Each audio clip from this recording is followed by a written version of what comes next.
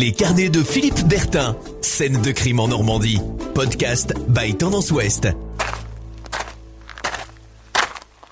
Bonjour, ravi de vous retrouver pour un nouvel épisode de Scène de crime en Normandie. Je suis Philippe Bertin et je vous propose donc mes carnets de notes autour de ces lieux qui ont défrayé la chronique judiciaire et criminelle ces dernières années. L'histoire que je vais vous raconter aujourd'hui est une histoire de bout du monde. Elle a pour cadre un paysage à couper le souffle, balayé par les vents d'ouest, un endroit si singulier qu'il en est parfois très mystérieux.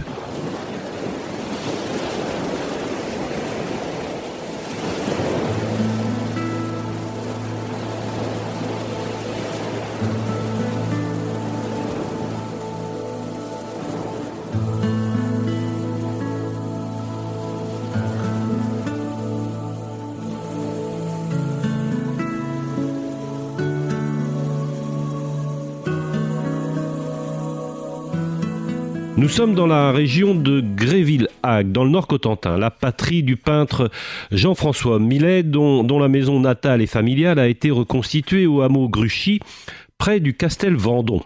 C'est aussi dans cette région qu'a vécu un certain Jacques Prévert, qui repose aujourd'hui au petit cimetière de Montville-la-Petite.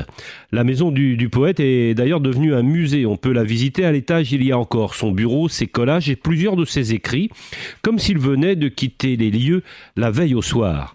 Le cimetière où repose Jacques Prévert, à côté de la tombe de son ami Alexandre Tronner, un ancien décorateur de cinéma, fait face à la mer. Nous sommes à quelques kilomètres de la pointe de Goury.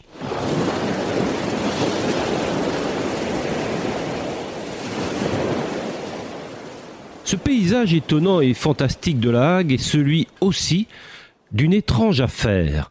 Elle eut lieu il y a plus d'un demi-siècle et l'on ne sait toujours pas à ce jour ce qui s'est réellement passé. Nous sommes en novembre 1969. Le cadavre d'un jeune homme est retrouvé sur la falaise. Il s'appelle Serge Le Petit. Il a été abattu d'une balle de petit calibre dans la nuque.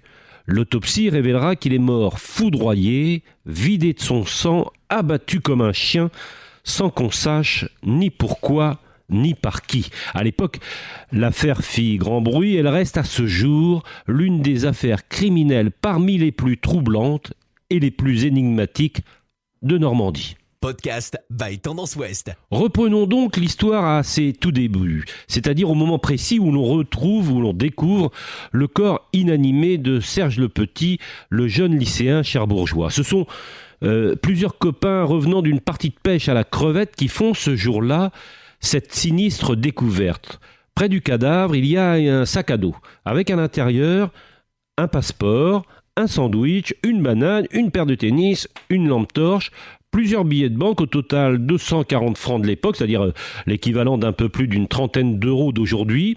On retrouve aussi un appareil photo miniature avec des accessoires dernier cri, un plan de Paris et puis enfin des cigarettes et 3 gros cigares. Nous sommes dans le secteur de Landemer, au-dessus de la crique du Huy. Le ciel est bas, il fait un temps de cochon, un temps de Toussaint. Tout du long de la falaise, le sentier des douaniers surplombe le paysage. Pour la petite histoire, l'endroit où a été retrouvé le jeune homme est assez proche de celui où un certain Boris Vian venait autrefois en vacances. Que faisait donc ce jeune lycéen à cet endroit précis et plutôt inhospitalier, surtout en plein mois de novembre, le dimanche de la Toussaint, donc 1969. On croit d'abord, évidemment, à une mauvaise chute. Le jeune homme aurait visiblement été victime d'un accident sur la falaise. Son corps, après avoir été retrouvé par les pêcheurs, est ensuite transporté à l'hôpital Pasteur de Cherbourg. Et c'est la femme du concierge de l'hôpital, chargée de préparer le corps du défunt, qui s'aperçoit la première d'un détail assez troublant.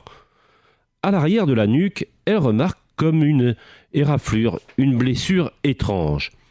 Les gendarmes sont alertés, le procureur de la République ordonne aussitôt une autopsie qui sera effectuée 48 heures plus tard. Elle va lever le doute, il ne s'agit pas d'un accident, mais bel et bien d'un meurtre.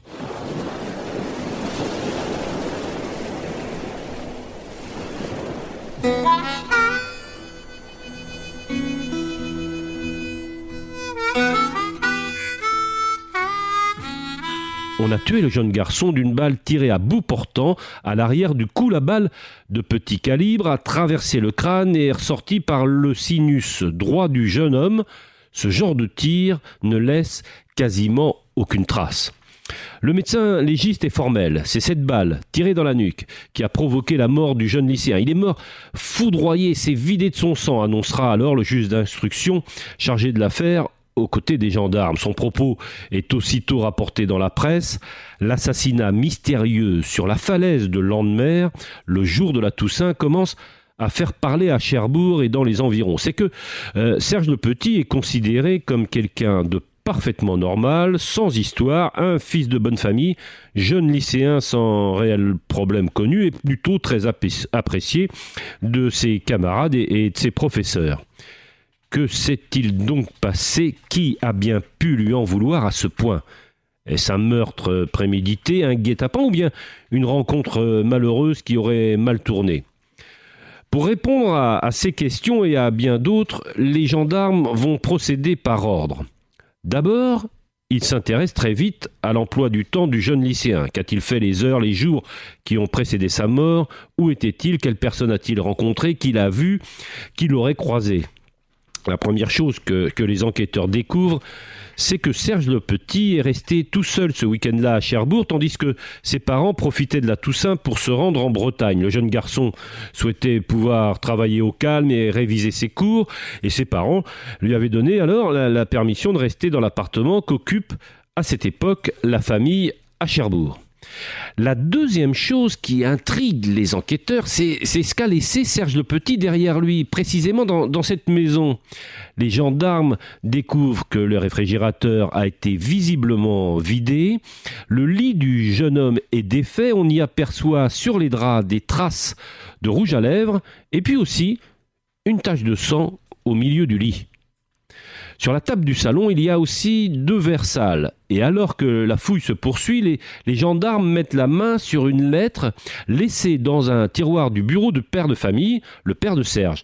Le jeune homme a laissé ce mot à l'attention de ses parents. Il est écrit « Ne vous affolez pas, je suis parti mais je reviendrai d'ici quelques années peut-être. Quand vous lirez cette lettre, je serai sans doute loin de la France. Ne vous inquiétez pas et je vous en prie, ne me faites pas rechercher. » Au lycée Grignard de Cherbourg, où est scolarisé Serge Le Petit, on tombe des nues en apprenant la mort du jeune homme, surtout dans ces circonstances. C'était un garçon très réservé, sans histoire, disent ses camarades. Il se passionnait, ajoute-t-il, pour la photographie. La photographie, justement. Voilà une piste parmi d'autres que vont creuser les gendarmes. Souvenez-vous, je vous ai dit qu'à côté du cadavre du jeune homme avait été retrouvé un sac à dos renfermant entre autres un appareil photo et de multiples accessoires plutôt sophistiqués, du matériel de professionnels, voire même, diront certains, d'apprentis espions. Serge Le Petit aurait-il fait à proximité de la Hague des photos qu'il n'aurait pas dû? C'est une hypothèse. À l'époque, 3 ans plus tôt, l'usine de retraitement des déchets nucléaires a ouvert ses portes en accueillant son premier combustible usé d'uranium. Le père de Serge occupe alors des fonctions au commissariat à l'énergie atomique. De là à penser que le jeune homme aurait été victime d'une affaire d'espionnage, il n'y a qu'un pas, mais ce pas ne sera jamais franchi. On apprendra aussi que le jeune garçon, passionné donc de photographie, passait la plupart du temps, quand il n'était pas en cours au lycée, à faire des photos depuis le balcon de l'appartement familial. Il était aussi équipé de jumelles et s'en servait beaucoup. Dans sa chambre, on retrouvera aussi de nombreuses pellicules et des centaines de clichés, mais rien pour autant de compromettant. Bizarre, vous avez dit bizarre? Son passeport, retrouvé sur les lieux du crime, laisse aussi songeur. Plusieurs tampons y figurent montrant que le lycéen a effectué plusieurs voyages et plusieurs séjours à l'étranger, notamment en Angleterre, en Allemagne, mais aussi en Union soviétique. En fait, après vérification, il s'agit à chaque fois de voyages scolaires organisés par son lycée. C'est d'ailleurs à l'occasion d'un de ces voyages à l'étranger, en l'occurrence à Leningrad, rebaptisé aujourd'hui Saint-Pétersbourg, qu'il aurait rencontré, dit-on, une certaine certaine Marina, dont on retrouvera le prénom inscrit dans les cahiers de cours de l'adolescent. S'agit-il de la jeune femme qui aurait laissé des traces de rouge à lèvres dans le lit du jeune homme ? L'enquête menée à ce sujet n'aboutira finalement à rien. Certains témoins interrogés diront pourtant avoir aperçu Serge Le Petit dans les rues de Cherbourg la veille de sa mort, aux côtés d'une jeune femme blonde. S'agit-il de cette même personne, la femme au rouge à lèvres, la demoiselle rencontrée précédemment à Saint-Pétersbourg, mystère et boule de gomme? Les enquêteurs n'écartent en fait aucune piste, aucune hypothèse. On apprend ainsi que Serge Le Petit a eu maille à partir avec un jeune Russe dans une rue de Moscou à l'occasion d'un de ses séjours en Union soviétique, l'ex-Russie. Il se serait battu avec lui. Il aurait aussi tâté un peu de drogue à Berlin lors d'un autre voyage. Tout cela n'explique pas comment, ni pourquoi on se retrouve tout de même un beau matin allongé sur le sol, une balle dans la nuque.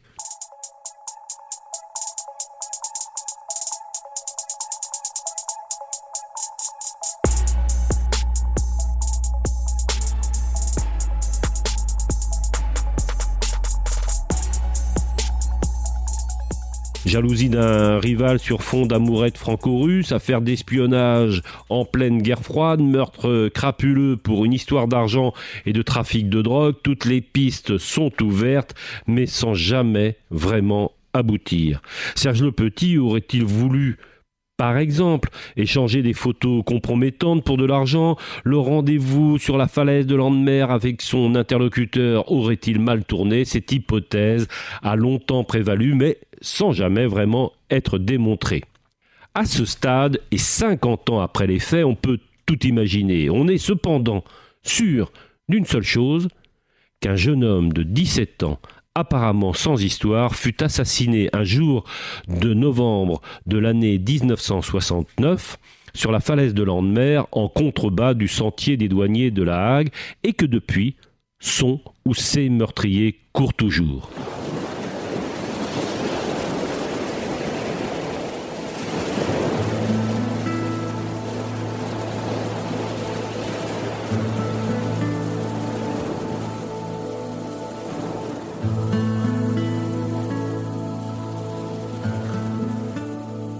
À l'époque, le journaliste de la Manche Libre, chargé de suivre cette affaire à Cherbourg, avait parlé de crime parfait. Je le cite. « Plus on examine les données de ce drame, plus le mystère s'épaissit, plus les contradictions apparentes s'affirment.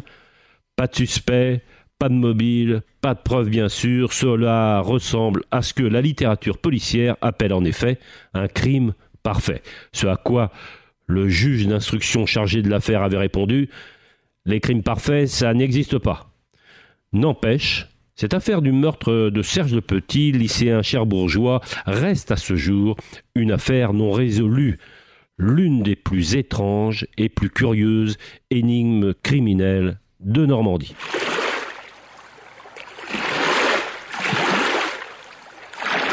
À très bientôt pour un nouvel épisode de mes carnets de notes sur ces scènes de crime. Podcast by Tendance Ouest.